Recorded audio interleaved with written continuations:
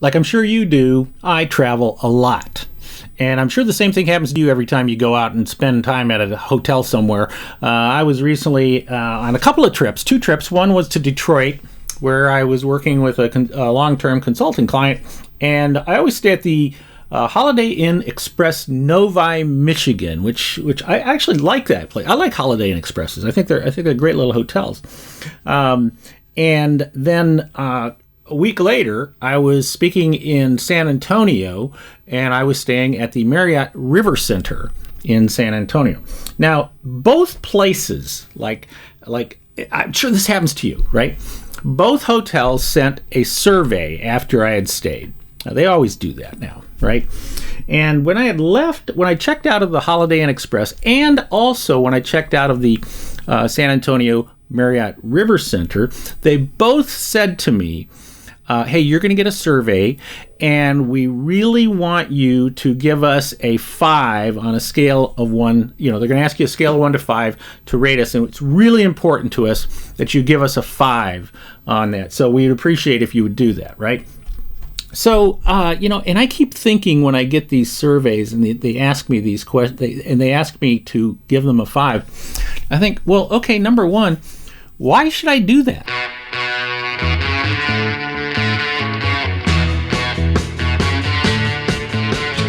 Why should I give them a 5?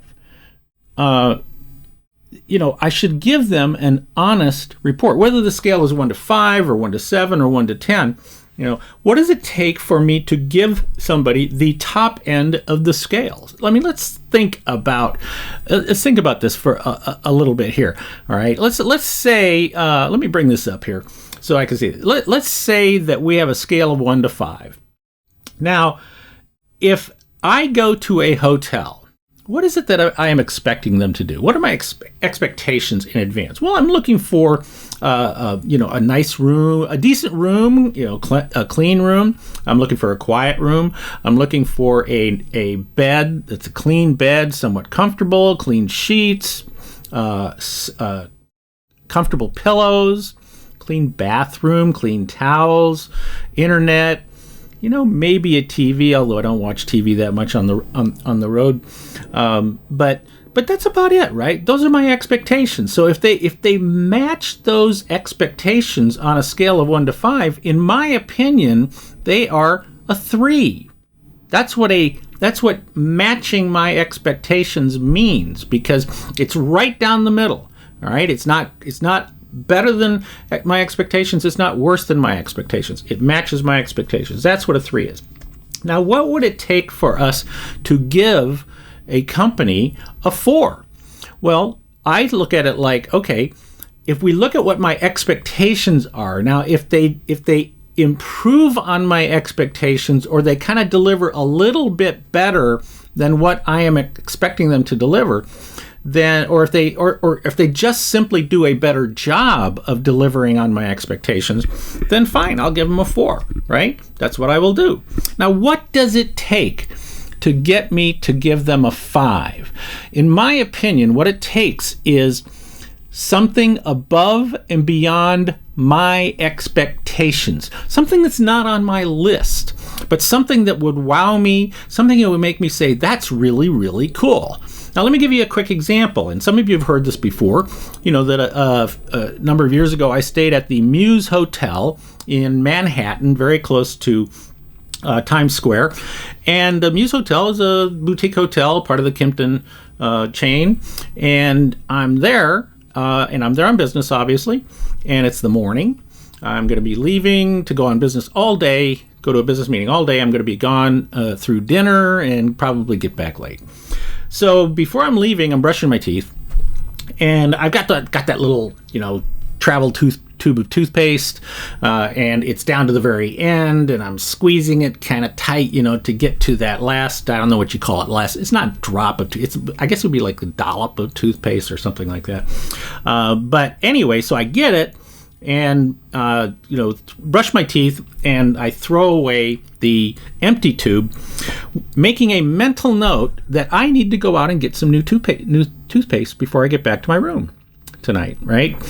And so I leave. I'm gone all day. I'm gone to dinner, out with clients, I come back to my room, and of course, I've totally forgotten. But I come back, and literally as I put my hand on the doorknob, I go, oh my gosh, I forgot to get some toothpaste. So I still have to go out and do that.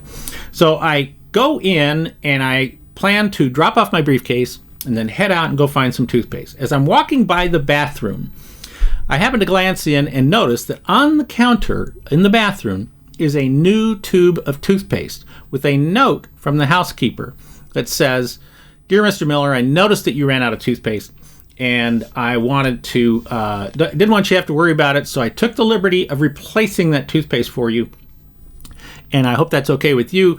Please enjoy your stay. Thank you for being here. Signed, Martha." Now, that is a 5. See, I didn't expect anything from them. When I ran out of toothpaste, I didn't expect them to replace the toothpaste. So that is not part of my expectations. That is above and beyond, and it is a deliverable that is not something that I expect, but is something that is really, really cool to me. Really helpful and really, really cool. It's not just some cheesy, okay, we're going to serve you wine, come and get some wine or beer at 5 o'clock or something like that. That's not part of my expectation. But it's delivered at a lot of places. No, this was something very, very cool. So the Muse gets a 5 from me. That's what happens. The Muse gets a 5. Now, here's the thing. When we are thinking about this from our own perspective as running our businesses, we have to understand how our customers are viewing us and how they are actually rating us in their minds. See, what are their expectations in advance? Now, this is something that you can manage. If you do not manage their expectations in advance, they will come up with their own expectations, just like we have going to a hotel. Now, granted, you think about, and there are different levels of expectation. So my level of expectation at the Holiday Inn Express is not as high as my level of expectation, say, at the Marriott River Center. So in order for them to get even just match my level of expectations, a 3 to the Holiday Inn Express is probably different than a 3 that I would give to the Marriott River Center. But be that as it may, understand that a 4 is still just a satisfied customer. Maybe they're a highly satisfied customer. That's all well and good. But they are not telling stories around the world in speeches and articles and books and things like that, like I do. Like I do for the Muse. If they're not telling stories about you, then you're not a 5.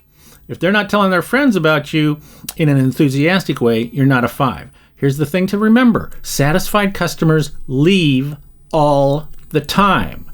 So ask yourself the question.